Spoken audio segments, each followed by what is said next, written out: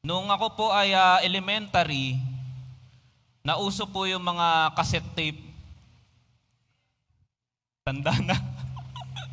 Sino sa inyo yung alam yun? Kung ano yung cassette tape? Ayun. Hindi nyo alam yun, mga kabataan? Talaga ba? So, meron pong isang kanta na madalas kong napapakinggan. So ito po yun, pakinggan natin.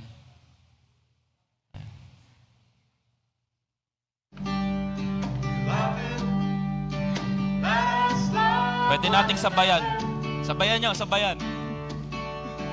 Love is of God, everyone love is Lord of God, and know it God,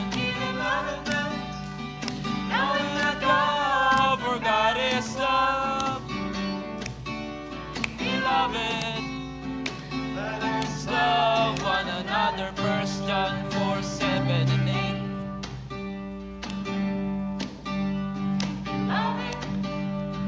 Let us love one another.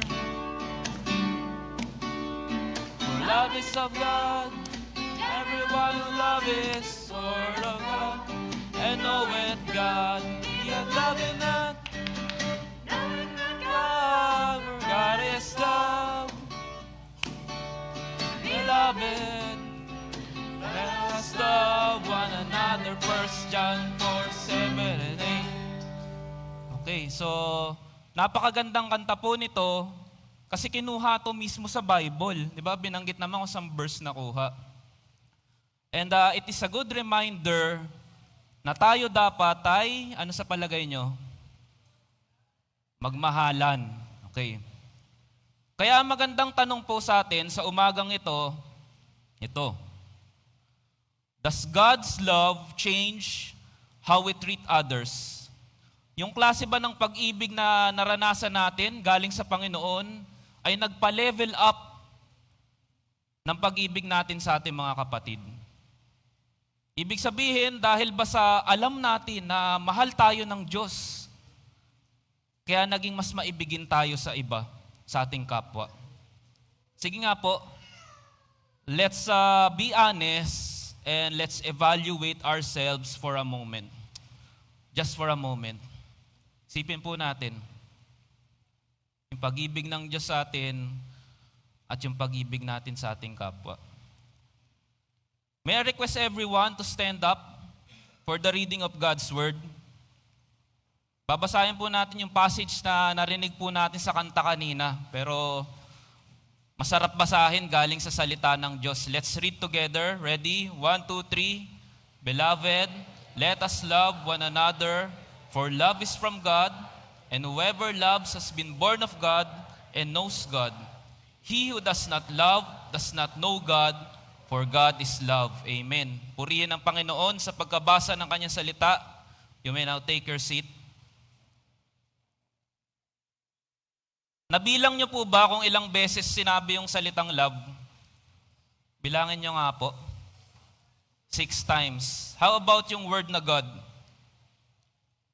5 times. So, isang verse pa lang po yan. At yung word na love ay na-mention sa book of John, 1 John, 46 times. 27 of which can be found in chapter 4 alone. Making love, agape, the central theme of the book and of chapter 4 respectively. That is why we choose this passage as part of our Love Month celebration. Take note rin po natin na yung binasa nating passage kanina is primarily para sa mga believers na katulad natin. So this is very applicable para sa atin. Although, sa konting background lang, sa mismong book ng 1 John, hindi nabanggit specifically kung sino yung author. Kaya lang yung writing style niya is very much similar sa Gospel of John. So kaya inattribute siya kay Apostle John. Alam niyo ba yung isa pang tawag kay Apostle John? John the Beloved. So saglit po tayo manalangin. Let's offer this time to the Lord. Panginoon, pinupuri namin kayo. Kayo lamang po ang siyang maitaas sa kalagitnaan sa oras na to.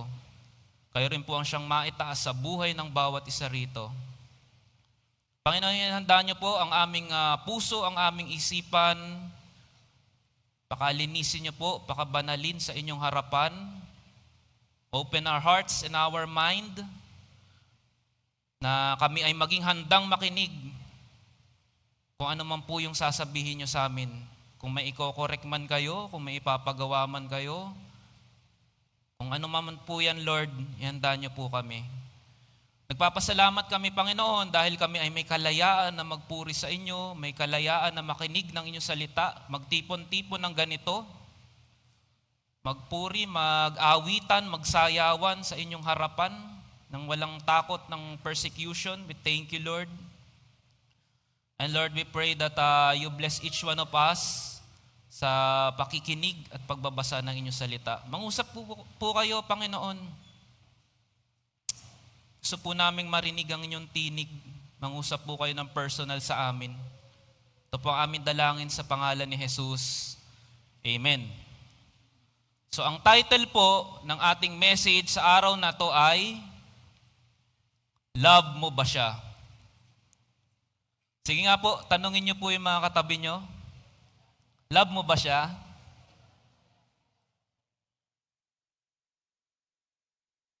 Ano po, love daw ba? Love ba? So sa araw na to, pag-aaralan natin yung implication, okay, o yung kahulugan o resulta o masasabi natin tungkol dito sa phrase na to, let us love one another, for love is God. Okay, let us love one another. Mahalin daw natin ang isa't isa, for love is from God, dahil ang pag-ibig ay galing sa Diyos. At ang una po ay ayan, nakasulat na po. Letter L, love flows from God's presence in us. That means, if we want to love people truly, then God's love must be in us. Kung gusto nating genuinely i-express ang love sa kapwa natin o sa ibang tao, specifically sa mga kapatid natin kay Kristo, kailangan nasa atin muna ang pag-ibig ng Diyos. True love comes from the righteousness of God that He has credited for us. Sincere love comes from above. So, ano bang ibig sabihin yan? Paano ba pag sinabing yung love is from above o galing kay Lord? So, meron po akong illustration. Makinig po tayong maigi. So, hypothetical na scenario lang to. Halimbawa, gusto nyo pong magbigay ng pera sa isang tao. Pero, pag check nyo ng bank account nyo, wala palang laman. So kaya hindi ka makapagbigay. Pero kung may biglang magpadala sa'yo ng malaking amount, syempre kaya mo nang magbigay kasi may mawi-withdraw ka na. In the same way, nung wala pa tayo kay Kristo, wala pa yung righteousness niya sa atin, hindi pa natin tinatanggap yung love na inoffer niya sa atin, kaya hindi rin natin maibigay ang godly kind of love sa ibang tao. Pero ngayon, dahil na kay Kristo na tayo, He has credited to us His righteousness, including His love, which is why we can love others. Nung wala pa tayo kay Kristo, maaaring you are expressing some form of love because we are created in the image and likeness of God. But it is not based on the truth of who God is, since we are sinners. It's not based on His Lordship in our lives. Nung wala pa tayo kay Kristo, you may say that you love someone, but what is the motivation? It could be selfish desire. It could be survival instinct. It could be lust. You may be loving someone for selfish desire. So, ibig sabihin nun, you are showing love because you want to get something or you can get something from someone. Kumbaga meron ka mapapakinabangan. You could be loving someone because of survival instinct. So natural sa atin yan. Instinct nga eh. Halimbawa, yung newborn baby, ang nagbibigay ng pagkain dyan, yung mommy niya. So naturally, love niya yung mommy niya. Kasi dependent siya dun. And finally, lust, which comes from flesh or worldly desires. But now we are in Christ, His unconditional love, which He ultimately demonstrated when He died on the cross for our sins, is credited to us. Nung namatay si Kristo, tsaka muling nabuhay, lahat ng tumanggap sa Kanya, naka-experience ng pag-ibig niya. So ngayon, naintindihan na natin na tunay tayong umiibig kung may relationship tayo kay Lord. Dahil kung may relationship tayo kay Lord, doon pa lamang natin ma-enjoy yung dakilang pag-ibig niya sa atin. At kung nagawa na po natin yan, yung tanggapin si Lord, tayo ay magkakaroon ng kakayahan na umibig ng tunay kasi nasa atin na si Kristo. Pakitanong nga po yung katabi nyo, tinanggap mo na ba si Lord? Tinanggap mo na ba si Lord? Okay. Let's go to next point. Conversely, or we will take a look from another perspective. Kumbaga, yung sa letter L, kung tinitignan natin siya ng ganyan, ipipihit lang natin, we're looking at the same thing, but we're looking from different perspective. Okay, so letter O, others see God's love through our actions. If we love God, then it is expected that the love of God must be seen in us. Kailangan nakikita sa atin. Since God's very nature is love, sa verse 16, pwede niyong tignan. If God the Holy Spirit, the seal of our salvation, is in us, then His love must be manifested through us.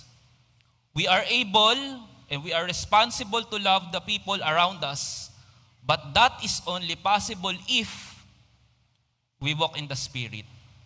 That means we are Spirit-filled or we are Spirit-led. So, halos synonymous yung mga ganong term. Otherwise, though we are experiencing God's love and mercy and grace daily, our earthly tendencies, our fleshly desire, our worldliness will have stronger urge, making us unloving, carnal Christians. So, by loving or not loving is a good indication if we are walking in the Spirit. So kung nagmamahal man tayo o hindi ng tunay, it's a good indication for us kung nabubuhay tayo sa guidance ng Holy Spirit. We are loving our brothers not because they are attractive or they are good to us, but because the love of God is in us. So that is the primary reason. Let's go back to the illustration. Alala nyo pa? Yung bank account. So diba kanina walang laman? But this time, pag balance inquiry mo, biglang ang dami mong pera. So hindi ka makapaniwala. Kaya ang ginawa mo, nagpunta ka sa bangko, tinanong mo mismo yung bank teller, pina-update mo yung passbook mo at nakita mo na talagang marami kang pera. So ibig sabihin, may nag-transfer ng big amount sa account mo.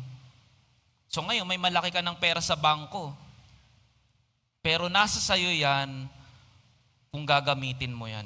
Nasa sayo yan kung i-withdraw mo o gusto mong ipambili o kung ano mang gusto mong gawin doon sa pera na meron ka.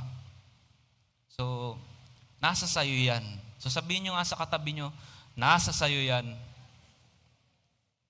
In the same way, God has given us His great love. Nasa atin na yon, dakilang pag-ibig ng Diyos. Pero nasa sayo yan if you will use it. Nasa sayo yan if you will demonstrate love to others. Nasa sayo yan, my dear brothers and sisters. May mga taong nagpapanggap that they know God. They think that they understand God's truth. But the love of God is not upon them. Kung may bank account of love, pag tinignan mo yung bank account nila, zero balance. Kaya hindi po nakakapagtaka na kung bakit may mga kulto na nagsasabing sila ay Kristiyano, pero ang ginagawa nila puro pakikipagdebate. May na-experience po kami. Kahit ayaw mo makipagdebate, gusto nila magdebate kayo. Basta gusto nila mag-discuss kayo, pipilitin ka nila.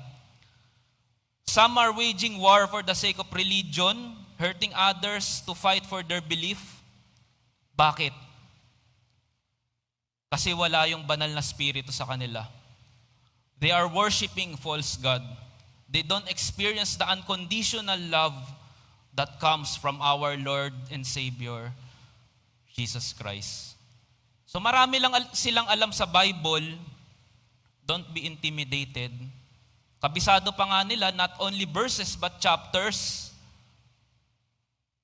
Pero kahit kabisado nila yon from cover to cover, kung wala yung banal na spirito sa kanila, kung wala yung tunay na pag-ibig ng Diyos sa kanila, baliwala rin. Yung religion na tinatayo nila, business lang talaga. Kumikita sila sa pananakot sa mga tao, sa mga members nila. Isipin natin yung sinabi ni Apostle Paul, without love, I am what?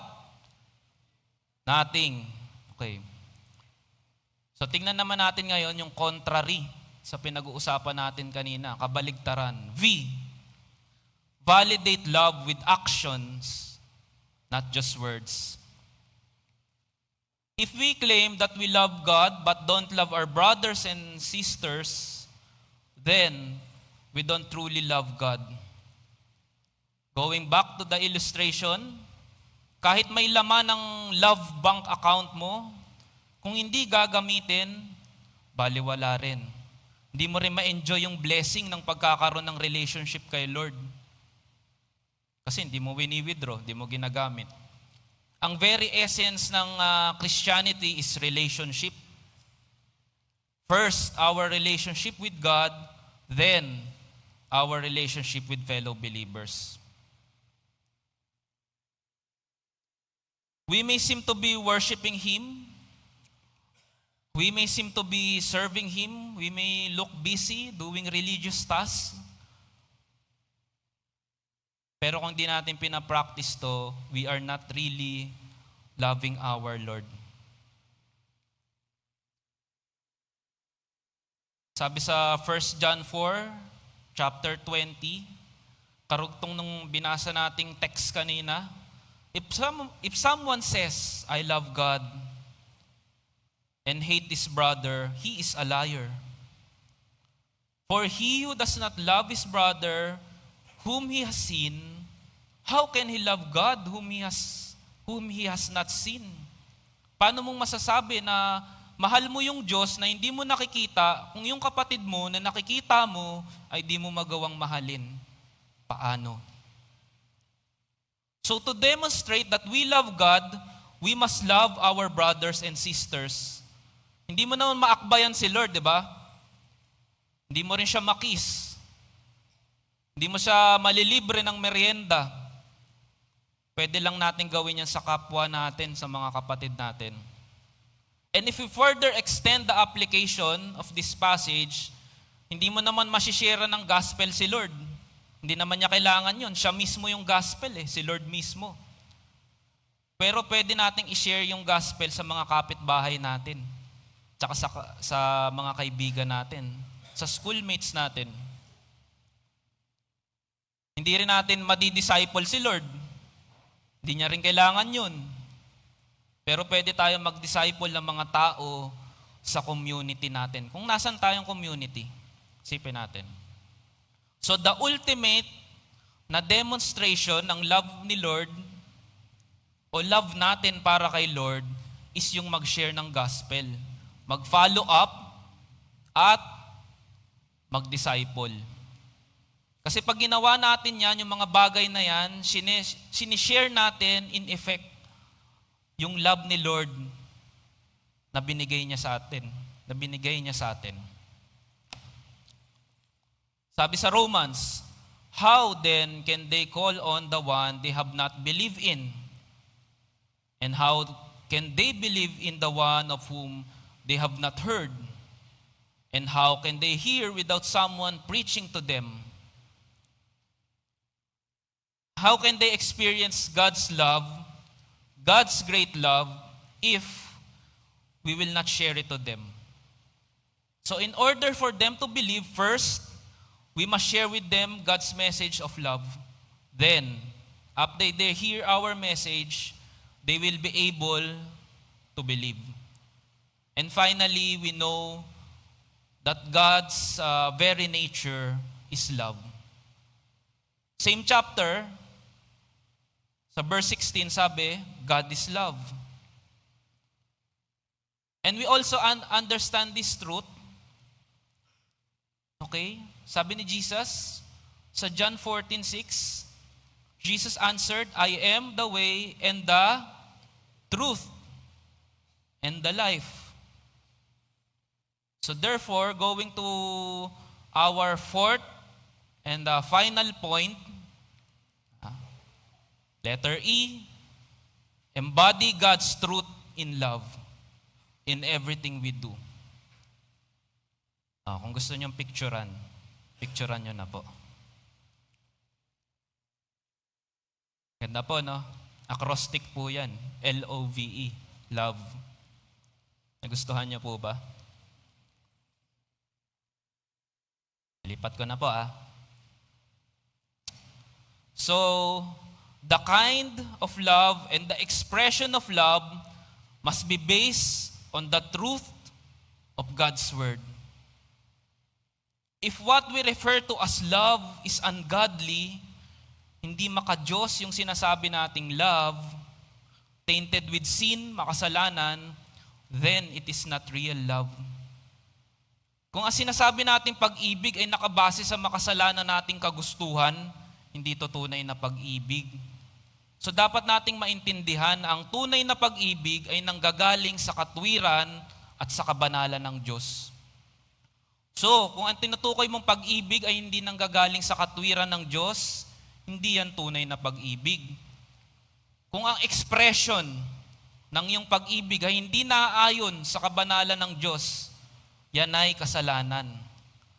I'm not referring to you, my dear brothers and sisters. I'm referring to those who are unrepentant in a sinful relationship. They cannot mock God. They are only fooling themselves. Going back to our illustrations, or to our illustration, kung meron kang credit card,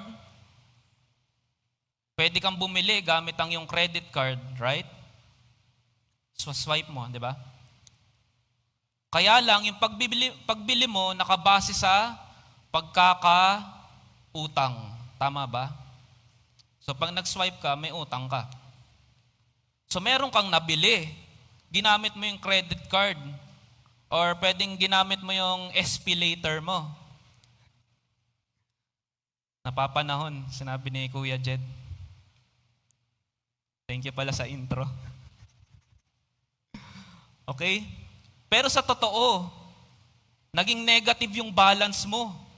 So may utang ka ngayon. So ganyan po yung situation kapag maling love ang sinasabuhay. Negative balance. So kaya hindi po natin dapat subukan yan o i-testing yan na pasukin yung mga maling relation. Ungodly relationships, ungodly business partnerships, ungodly friendships, aka bad influence, BI. So iwasan po natin yan para hindi maging negative yung balance natin. Kasi po kung totoo tayong Christian, okay na, satisfied na tayo sa love ni Lord. Kung papasok ka sa maling relationship, katulad ng mga nabanggit ko kanina, carnality po yan. Kung wala pa sa kanya yung love ni Lord, nasa maling relationship pa siya, mas malaking problema po yan. Wala na si Christ sa buhay niya, tapos nasa maling relationship pa siya. Mahirap po yan. Kasi lahat po nung napapadikit doon, nai-involve, nadadamay, ang sakit po ng ulo. Ang pag-asa po ng mga taong ganyan ay magsisi at magbago. Repentance. Otherwise, the hand of God will be against those who are unrepentant. Kaya kung may kilala po kayong ganyan, nasa maling relationship, at kung mahalaga sa inyo yung tao na yan, i-correct po ninyo, i-rebuke ninyo. Wag po ninyong konsintihin kasi mas lalo pong mapapahamak yan. Yan ay kung talagang mahalaga sa iyo yung tao na yon. Kaya nga po yung rebuke, yung correction, ay expression din ng God's love. Sabi ko kanina, ibang tao yon, hindi tayo yon, no? Balik tayo sa atin. What is the challenge for us? The fact is, it is hard to love imperfect people. Each one of us are imperfect individuals. Katulad po sa mag-asawa.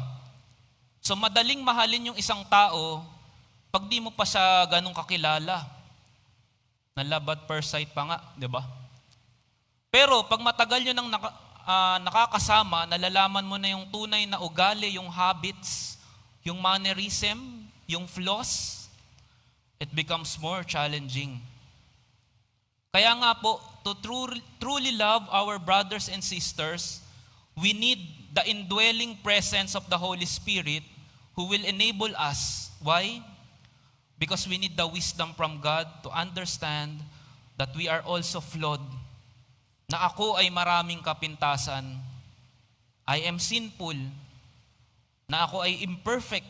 Nagkakasala pa rin from time to time. Nagkakamali pa rin. But God has loved us and God has forgiven us. We need to understand that in the depth of our heart, that we must love our brethren because we experience God's great love and grace. That means loving others is only a result of God's love for us. Resulta lamang po yan ng pag-ibig ng Diyos sa atin. If we love our brothers and sisters in Christ, we become instruments of God's love. Kapag nagpakita po tayo ng pag-ibig, nagiging tangible, nagiging practical yung love ni Lord para sa atin. Knowing God must not result in vain conceit or pride, but in love. It must be expressed through service. Di ba binanggit kanina sa verse 8, na ang Diyos ay pag-ibig? Kung ang Diyos ay pag-ibig, dapat yung pagkakilala natin sa Diyos ay nagbubunga ng pag-ibig, nagre-resulta sa puso na gustong maglingkod sa kapwa. Hindi yung natututo ng theology pero nagiging mayabang, naglilingkod pero nagiging proud. That is different from practices of Pharisees who prioritize how they display their religiosity, which is obviously not motivated by love. Nakita niyo ba kung gaano kagalit yung mga Pharisees kay Jesus? Is that love? Na-insecure sila kapag hindi nasusunod yung gusto nila. Nagagalit sila kapag mayroong mas magaling, mas sikat, mas bida sa kanila pagdating sa pag-aaral ng Scripture. Kaya sila galit kay Lord. So it goes to show that by not loving others, we do not truly know God and we are not true believers. Yes, we may understand many things about the Bible. Maaring marami tayong alam patungkol sa Bible. But if we cannot demonstrate love to our brothers and sisters, it means we do not understand God's true nature, which is love. Meron po akong clarification. I'm not saying that theology is not important. Hindi po yan ang sinasabi ko. The truth is, theology is so important, so important. Knowing God and His nature is so important. So nire-reveal ni Lord yung sarili niya sa atin. So kaya kailangan natin pag-aralan yan para tama yung understanding natin sa Kanya para hindi tayo maligaw. What I'm saying is that theology must transform us becoming better person. Theology should make us more loving. Theology should make us humble. And theology should make us more relational. On the other hand, if we understand that God is love, if we practice love, if our lives are established on the principle of love, then God's love, agapaw, will sustain us with overflowing joy in our ministry. God's love will also strengthen our fellowship. Amen? God's love will give us patience to the unrepentant. God's love will give us courage and boldness with tenderness to expose wickedness to the people we care for. It's very important. God's love will empower us, strengthen us to reach out to the lost who don't truly understand who God is. In other words, God's love will motivate us to share the good news and make disciples. Let's read the passage once again. And I hope this time it will be more meaningful to us. Let's read together. 1, 2, 3. Beloved, let us love one another, for love is from God, and whoever loves has been born of God and knows God. He who does not love does not know God, for God is love. And let's take a look at our take-home idea. Ito po yun, very simple. Share the love we have from God. Finally, I want to leave this quote from Pastor Francis Chan. He said that, do you know that nothing you do in this life will ever matter unless it is about loving God and loving the people He has made. Okay? So lahat ng ginagawa natin, magkakaroon lang yan ng value. Okay? Kung ang pinaka-object niyan is loving God and loving people. Okay. And nagbigay po ako ng reflection questions. Optional naman po yan if you want to discuss. Number 1, how can we practically allow God's love to shape our interaction with others this week? So pwede rin pala itong inyong personal meditation. So how will you apply God's word today?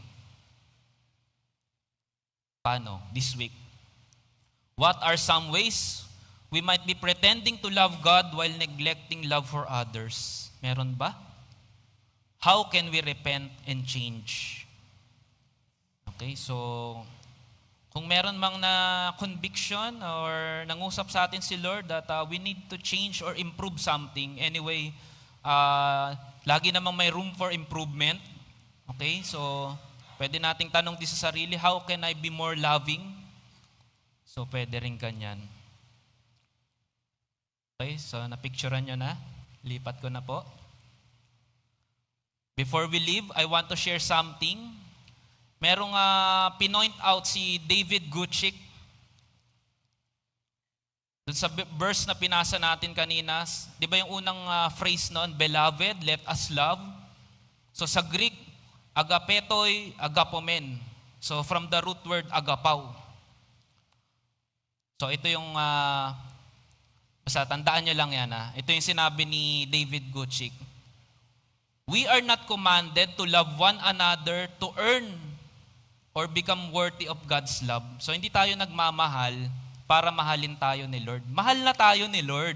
Okay? Dapat maintindihan natin yun. Di na natin kailangan pagsikapan na makuha yun. We love one another because we are loved by God. In other words, yung love ni Lord sa atin, yun ay ating motivation. Okay? Yun ay ating motivation. At kung sa palagay mo, Okay? Saliksikin po natin ang ating mga puso. Kung sa palagay mo ay hindi mo pa na-experience yung pag-ibig na yan galing kay Lord, so ito na yung panahon para maranasan mo yan. Ang kailangan mo lang gawin, tanggapin mo si Jesus bilang tagapagligtas at Panginoon.